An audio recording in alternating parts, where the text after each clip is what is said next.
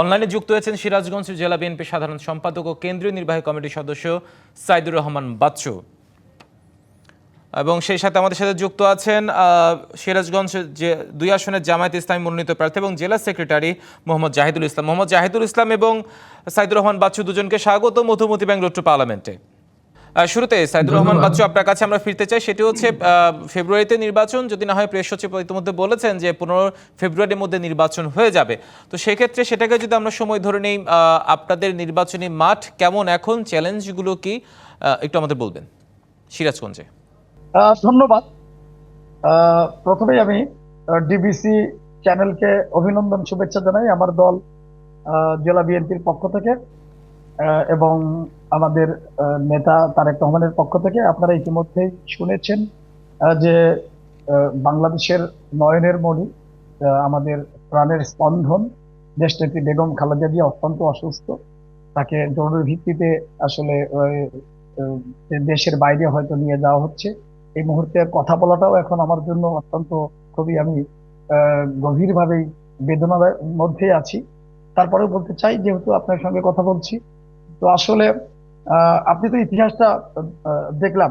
আপনি যে ২০০০ কি বলে ৯১ সাল থেকে যে নির্বাচনের পরিসংখ্যান আপনি বললেন, সেই পরিসংখ্যান এই ইতিহাসে কিন্তু বলে দেয় যে বিএনপির অবস্থানটা কোথায়। বিএনপির অবস্থান কোথায় এটা কিন্তু বলে দেয়। তারপরেও আমি বলতে চাই যে গত ১৭ বছর আমরা ফ্যাসিবাদের শাসনের মধ্যে ছিলাম, ফ্যাসিবাদের মধ্যে ছিলাম আমরা বিভিন্ন সময়, এবং আমাদের দল সবচাইতে বেশি নির্যাতিত হয়েছে এবং আমাদের দলের নেতাকর্মীরা সবচাইতে বেশি মামলার শিকার হয়েছে, নির্যাতনের শিকার হয়েছে। আমরা আসলে দলকে ওই সময় আন্দোলনও করেছি, সংগ্রামও করেছি, জেলও খেটেছি, পাশাপাশি দলকে সুসংগঠিত করার চেষ্টা করেছি। ইনশাআল্লাহ আমার সিরাজগঞ্জের যে ৬টি আসন, ৬টি আসনের আমার 18টি ইউনিট, 18টি ইউনিটের মধ্যে ৬টি আসন বিক্রি রয়েছে। ৬টি আসনেই আমরা ঐক্যবদ্ধ এবং আমাদের দল সুসংগঠিত। আমাদের প্রত্যেকটি আসনেই দলকে আমরা সুসংগঠিত করে রেখেছি ইনশাল্লাহ। আগামী ৬ ডিসেম্বর, মানে কি বলে আপনার ফেব্রুয়ারি মাসে যে নির্বাচন হবে, সেই ফেব্রুয়ারি নির্বাচনের তফসিল ঘোষণা করলে আমরা ইনশাল্লাহ পরিপূর্ণভাবে আমরা নির্বাচনে নেমে যেতে পারবো।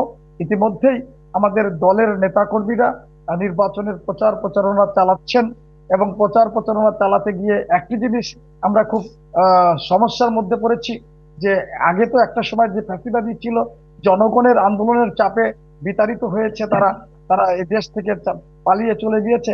কিন্তু এখন আমাদের সামনে যারা নিজেদেরকে প্রতিদ্বন্দ্বী হিসাবে পরিচিতি করতে চায়, তারা কিন্তু আসলে গুপ্তভাবে তারা প্রচার প্রচারণা চালায়।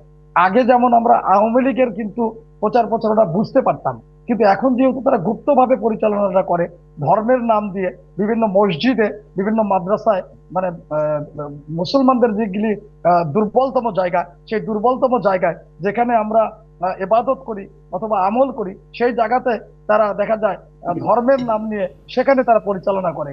এই বিষয়গুলির ব্যাপারে আমরা একটু সম্মুখীন হচ্ছি যে তারা আসলে কোন ধরনের প্রচারণা করে। তারা ধর্মের দোহাই দিয়ে নির্বাচনের প্রচারণাটা চালানোর কারণে আমরা একটু দ্বিধার মধ্যে পড়েছি। তারা একদিকে ধর্মের কথা বলছে, অন্যদিকে তারা ভোট চাচ্ছে। এটা আমাদের জন্য অত্যন্ত, এটা একটা মনে করি যে প্রচারণার যে কৌশলটা, এই কৌশলটা আমরা সঠিকভাবে নির্ণয় করতে পারছি না। অর্থাৎ এই প্রচারণা কৌশলের কারণে আমরা একটু দ্বিধান্বিত হয়ে পড়ছি, নির্বাচনী মাঠটা কিছুটা আপনার জন্য এই জায়গায় হয়তো চ্যালেঞ্জ হয়ে যাচ্ছে। নিশ্চয়ই সাইদুর রহমান বাচ্চু, আপনাকে অসংখ্য ধন্যবাদ আমাদের সাথে যুক্ত হওয়ার জন্য। আমরা জাহিদুল ইসলাম সাথে যুক্ত হতে চাই। জাহিদুল ইসলাম, শুনলেন সাইদুর রহমান বাচ্চু প্রচারণা কৌশল নিয়ে কথা বললে, এই বিষয়ে আপনার পর্যবেক্ষণটা শুনতে চাইবো। আর সর্বোপরি আপনাদের নির্বাচনী পরিকল্পনাগুলো কি, চ্যালেঞ্জ কতটুকু বলে মনে করছেন? ধন্যবাদ। আপনি কি আমাকে শুনতে পাচ্ছেন? ধন্যবাদ ডিবিসি কে। আমি ধন্যবাদ জানাই সিরাজগঞ্জে একসাথে দীর্ঘদিন আন্দোলন করা আমার রাজনৈতিক সহযোদ্ধা, সিরাজগঞ্জ জেলা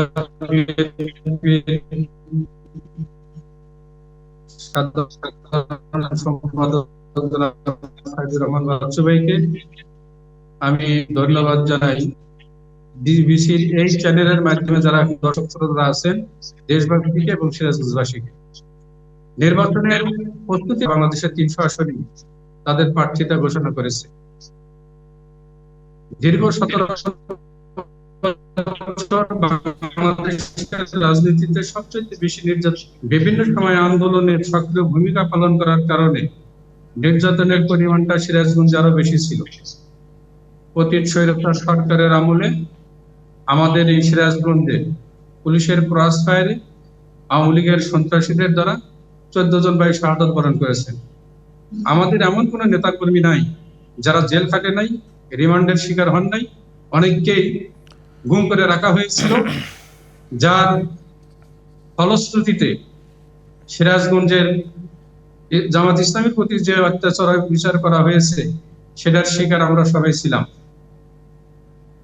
5ই আগস্টের পরিবর্তনের পর একটা স্বাভাবিক পরিস্থিতি তৈরি হয়েছে। স্বাভাবিকভাবে আমরা আমাদের বক্তব্য নিয়ে মানুষের সামনে উপস্থাপন করছি।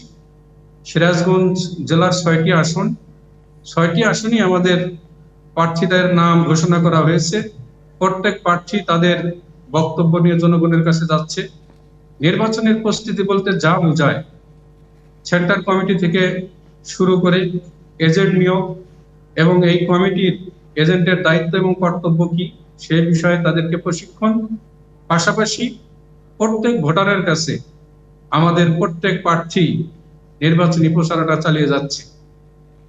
সিরাজগঞ্জের নির্বাচন প্রচারণায় আমরা একটা সমস্যার সম্মুখীন হচ্ছি, সেটা হলো যে অনেক জায়গায় যারা আমাদের ভোটের কর্মী ভোট চাচ্ছে তাদেরকে বিভিন্নভাবে হুমকি ধামকি দেওয়া হচ্ছে, ভয় ভীতি দেখানো হচ্ছে, তাদেরকে দেখে নেওয়া হবে এই ধরনের শব্দ উচ্চারণ করা হচ্ছে।